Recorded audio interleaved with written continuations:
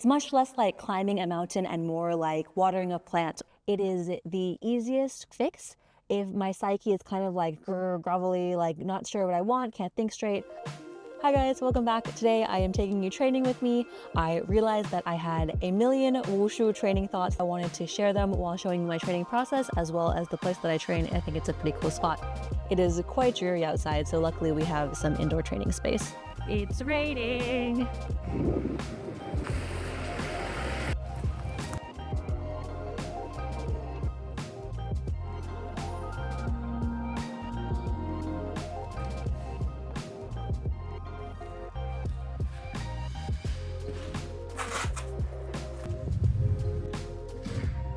All right, so here is where I train. It's a little studio amongst a complex of other art-related facilities. There's a lot of paintings around. There's a wood shop and a metalworking facility. I think it's a really fun place to be.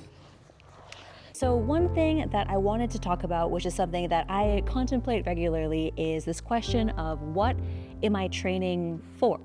So for a long time when I was training, I just really wanted to be good at wushu. I thought of it as like this mountain to climb. Like actualization for me took the form of becoming better at wushu. Whether that was to have the quality of my wushu validated by winning competition, or even just in the eyes of people who really knew wushu. It was like, why do I train? What am I training for? I'm training to be good, man. I really, really want to be good. Over time, of course, I struggled with the subjectivity of that declaration of like, well, what is good? Who gets to say? How do I know if I'm good? Eventually, I shifted my focus to training for performing. In that context, really, what it meant to be good, what the top of the mountain that I was working towards was performing the best that I possibly could, showing the world wushu, as well as it being on par with some incredible athletes. I felt like I had to constantly be pushing myself to have a place on stage. As of recently, I certainly haven't been competing, and performing has been very on and off. I used to see it as like, okay, I have to take every single opportunity that I can to perform. I should perform as much as possible.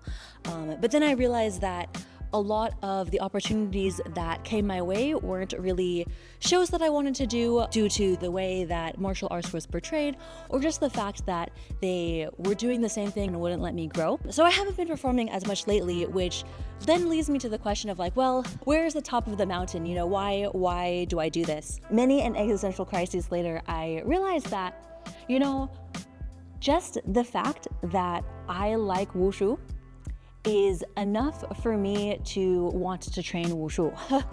Doing wushu is a part of me being myself. That's enough. That's actually enough. I've really come to think of my training more as a ritual than something that I have to do or that I have to get through in order to get to somewhere else. It's much less like climbing a mountain and more like watering a plant. It's cultivating a part of myself. I say, I want to train wushu. I want to do wushu today, and all I need to do is pick 1 to 2, maybe 3 things that I really want to do. I am at some level, I will put in a little bit of work and be at a tiny bit higher level at the end of the practice, and that's enough.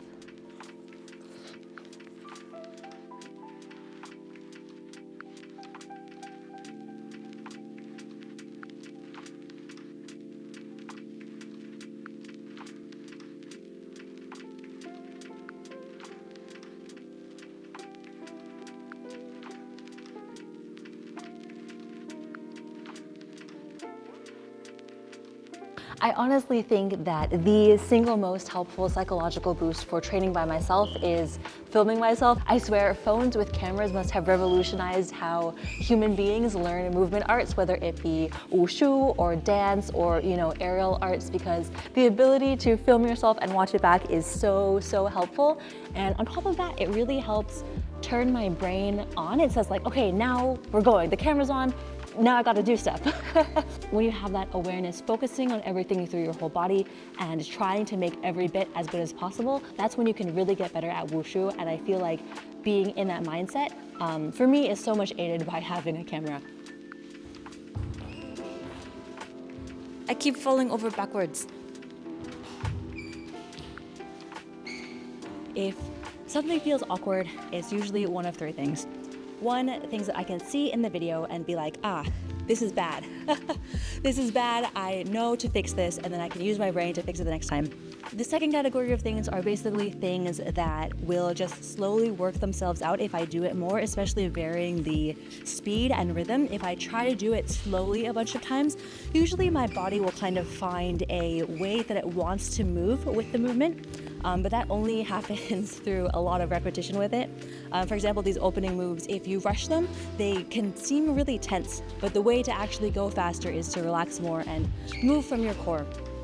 And then of course there is the whole category of ways that my wushu could improve that I cannot see and cannot fix on my own, or that will not happen to improve if I just keep doing it. So those are the types of things that make me really, really miss having a coach. All right, one more.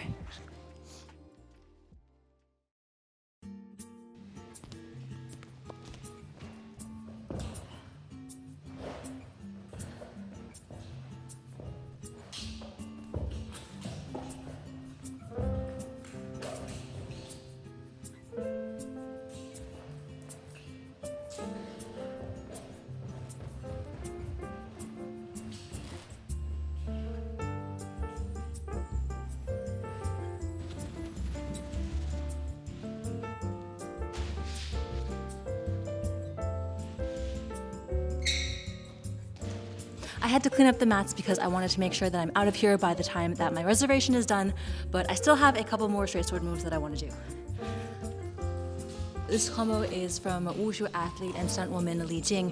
She posts fantastic tutorials on her YouTube channel. You should definitely check them out. The struggle point for me is literally adding in the point where the sword is supposed to make contact with something.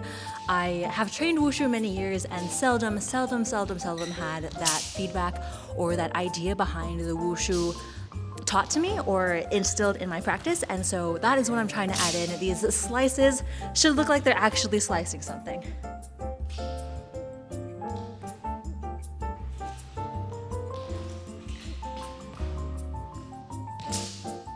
All right, I am exhausted. I'm going to squeeze in just a quick moment, just a quick moment of Tai Chi before I head out of here.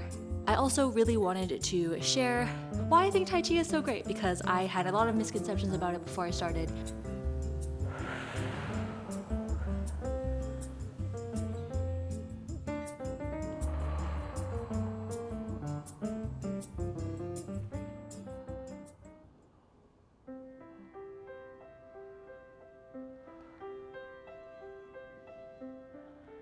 Okay, I am exhausted. I am out of time at the space, so I'm gonna get out of here.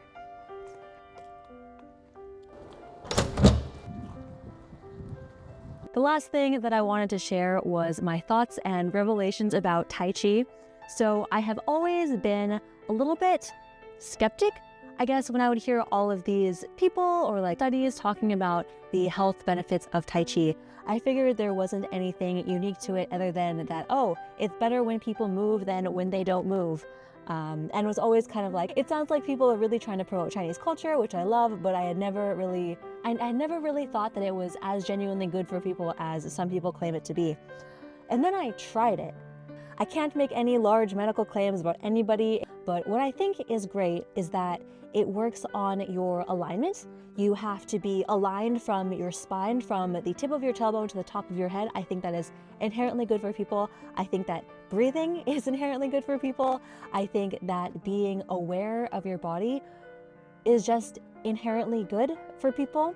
Or maybe I just feel good when those things happen. Like, it is the easiest quick fix.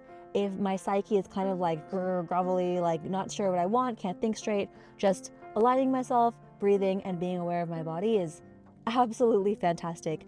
I think on top of that, there's also a component that I can't claim to fully understand. I'm very new to these topics, but it is said that Tai Chi is Taoism embodied, in that the idea of going with the way that the world changes. There is night and day, there is moon and sun, there is hot and cold. All of these pieces of the universe counterbalance, and there is a natural exchange, a flow between them. And that is embodied through Tai Chi. That is something that I have been struggling with recently, which is that I feel like I've been kind of in a transition stage for a long time, and part of myself wants to ambition myself out of it.